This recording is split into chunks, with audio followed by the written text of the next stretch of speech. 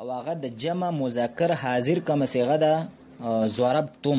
جمع مذکر حاضر صيغه ضربتم. بعض ټیم کې دا داسې لیکل شوی وي ضربتموه ضربتموه او قرآن کې راغلي دي وان طلقتموهن یا بل لفظ اکلتموها.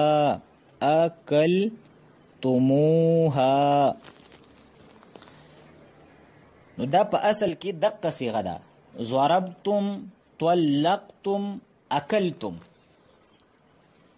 لیکن کله چې تدې سره دا وو راشي نو بیا چې کوم ابتدایي طالب علم دی یعنی قرآن ابتدایي طالب علم دی نو هغه بیا اریانیږي حیران شي چې دا د څه صيغه ده. دا څه مونږ چرته نه دی ویلي چې ضربتموه طلقتموهن اکلتموها. نو تدې دپاره آسان قانون دی او دغه قانون علماو په مختلفو اندازونو سره بیان کړی دی. لیکن زه تاسو ته هغه انداز سره بیانوم په کوم انداز سره چې د علم الصيغې مصنف بیان کړی دی. او هغه دا دی چې کله د کوم لفظ کوم هم او د تم کوم هم تم تدین بعد ضمیر منصوب متصل راشي. دا به تاسو په نحو کې وایي چې ضمیر منصوب متصل څه ته وایي. یعنی ها هما هم ها هما هن کا کما کم یعنی د مفعول به ضمیر راشي. نو مونږ به تدې میم نه بعد د کوم هم تم کم میم دې تدین بعد به مونږه وو راوړو او دغه وو نه مخکې چې دا کم میم دې دله به مونږه ضمه ورکو. اوس که تاسو وګورئ ضربتم نو تدین بعد وسه ها ضمیر راغی یعنی ضربتموه تاسو ټولو هغه یو الک وهلی دی. نو دا ها ضمیر راغی نو موږ به داسې نه وایو چې ضربتم هو بلکې موږ به تدې میم نه بعد وو راوړو. چې کله وو هم راوړ نو د وو نه مخکې د میم مخکې ساکن اوس به وله مونږ پیش ورکو ځکه چې وو د ځان نه مخکې ضمه غواړي. نو د ضربو تم نه بس شي ضربتموه ځکه چې ها ضمیر ورسره راغلی. و دقه سي د قرآن دا کم لفظ دی طلقتموهن دا اصل کې دی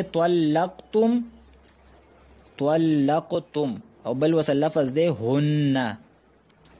دقه هن دا د مفعول به ضمیر دی یعنی کله چې تاسو د ښځو له طلاق ورکئ. اوس د قد تم نه بعد مونږ قانون دا وایو چې د کوم هم تم نه بعد ضمیر منصوب متصل راشي یعنی د مفعول به ضمیر راشي. نو مونږ به دغه میم نه بعد وو سوا کو او دغه میم له به مونږ ضمه ورکو. نو بس د طلقتم نه بعد به مونږ وو سوا کو او د میم له به ضمه ورکو. نو طلقتم نه بس شي طلقتموهن او دغه سي اکلتموها کم دی. او کله کله داسم کیږي چې د واحد مؤنث حاضر کوم صيغه ده واحد مؤنث حاضر صيغه یعنی قرأتی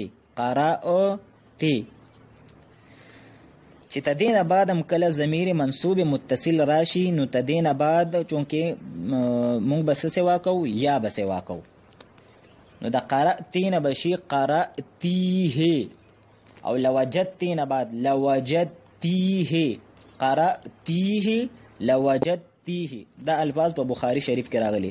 نو قرأتیه او لوجدتیه دام د واحد مؤنث حاضر صيغه ده. نو باز ټیم کې دا د انسان د پاره د پریشانی ذریعہ ګرځي. نو چې دا قانون چاته یاد وي نو هغه ته په کې بیا اس مسله نه وي.